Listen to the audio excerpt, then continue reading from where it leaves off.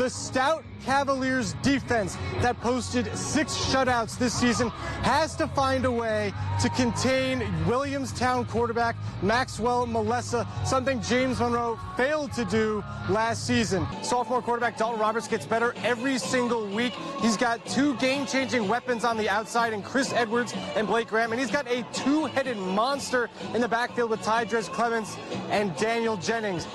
James Monroe is now into the stretch, and the Mavericks are 3 wins away from back-to-back state championships. The first hurdle for the top-seeded Mavericks here in Charleston, the 8-seed Cameron Dragons.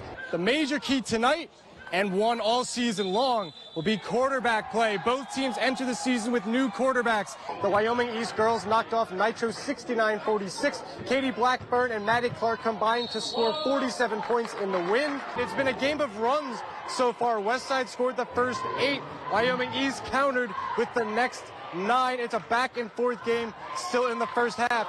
I love rivalry games, any sport, any level, and that Richlands Tazewell game is a reason why that was just crazy, nuts, whatever you want to call it. You're gonna get to resume it next. We're gonna get a double dose Monday night. We simulated one of those situations. I enlisted Carrie Ann's help because how often do you get to play with a state champion?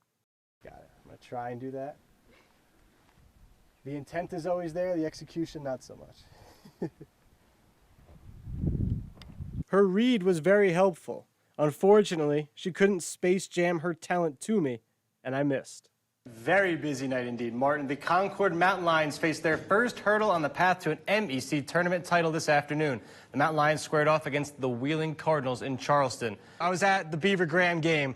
Offensive weapons all over the place, and most of those players play both ways. The defenses really stepped up. It was an ugly game. A lot of fumbles, a lot of penalties, but a defensive coordinator's dream, 14-9. Virginia Tech women's basketball head coach Kenny Brooks led the Lady Hokies to the best season in program history, and now he gets to continue building in Blacksburg. We had to wait 3 days for the second half of the Backyard Brawl. You're not going to have to wait any longer for the highlights. To Bulldog Stadium we go. We start in Linside with single A number 1 James Monroe hosting double A number 2 Bluefield. We have 5 local high school football teams that are still alive in the chase for a state championship. 2 of them will collide in the single A semifinals. The defending double A girls basketball state champions took the court for the first time tonight. Let's get right to New Richmond. A crucial game in double A boys basketball. Bluefield and Chapmanville at the Parmar shootout. But what are you seeing on social media about this? I'm seeing a lot of people unhappy, obviously, at what unfolded, but that's, I think, also part of the unhappiness is still from August when Aaron Lowe was removed from his post as the head coach of this team. He was beloved by the fans and the girls on the team. So I think a little bit of that emotion is coming back from August. The second offensive snap of the game, Trey Bowers picks off the pass. He carves through the Tigers, and he's going to coast in for 6. Independence up 7-0 under 2 minutes into the game. Graham going backwards. It's 3rd and 30. Roberts heaves it for the end zone, and Blake Graham hauls it in. The G-men go back in front 14-9, and that would be the final. Graham beats Bluefield for the 3rd year in a row for the first time in program history.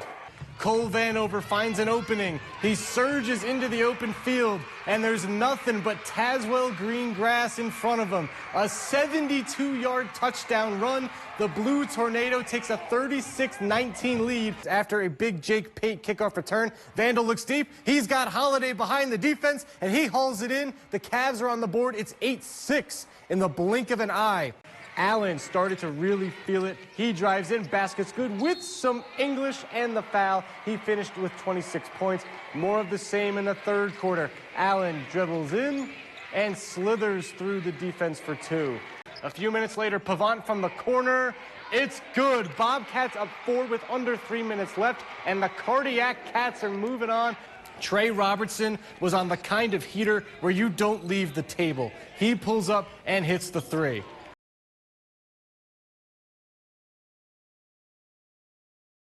I was like, finally. I've been waiting for the moment since I was, like I said, since I was playing basketball. So I was like, finally. Hiro Taka Ohashi, or Hiro, is taking his talents from the Mountain State to the land of the rising sun. He'll be playing professional basketball in his home country of Japan. Ohashi stands at 5 feet 6 inches tall, but the tale of the tape does not tell his whole story. Being a 5'6" was so tough to play basketball. That's why I'm always in the gym. I have to work hard. Work harder than anybody. I don't wanna just give up everything because I'm too short. That's why I feel that you have to work hard every day, harder than everybody. Hiro will suit up for the Shimane Susano Magic in the B League. The team is located about a 4-hour drive away from Hiro's hometown of Osaka.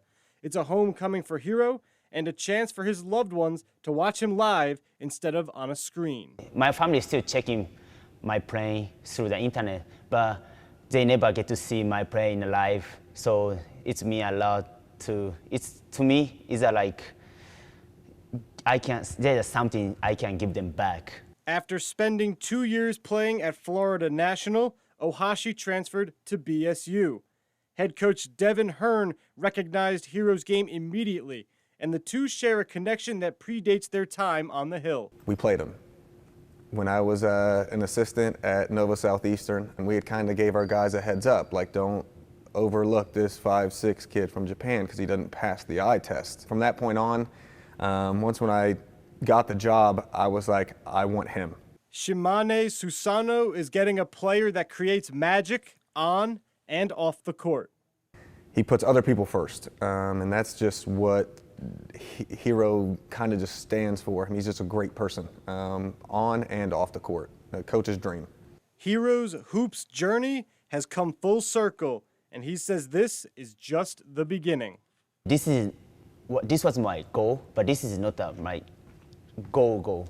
My goal is to play higher level. So this is still beginning. So I want to go further, wherever I could go.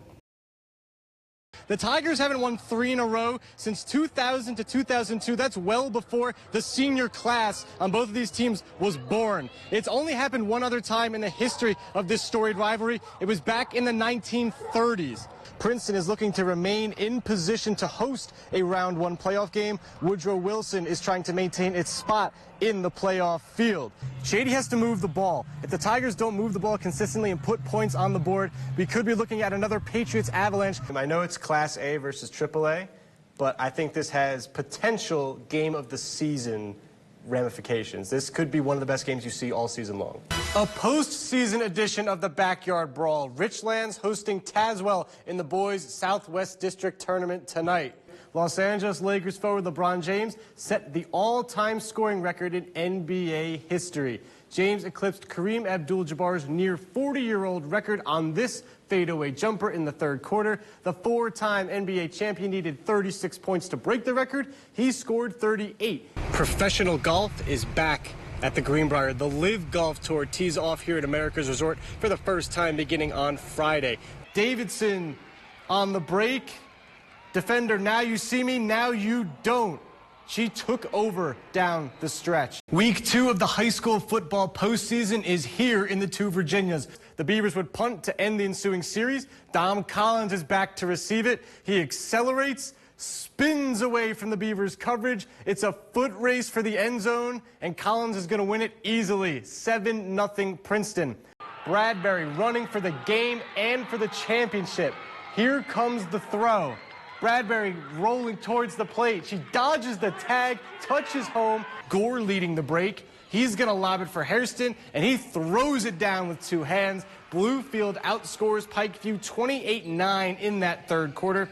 Jamel Floyd's going to step in front of the Tazewell receiver and intercept the pass. His second of the game, and he's shot out of a cannon up the sideline. It's a pick 6, and the G-men are rolling up 21-6. Danielson calls his own number. He powers through the defense, and he does a flip into the end zone. It's 14-0 Raiders. No extra style points for Danielson on the scoreboard, but it's a 10 from me. Sensor Fields joins in on the fun, says, if you're not going to guard me, I'm going to step up, bury this 3 in your face. Amar Maxwell feeds Braden Chapman. He's way behind the line, and he buries it to open the scoring.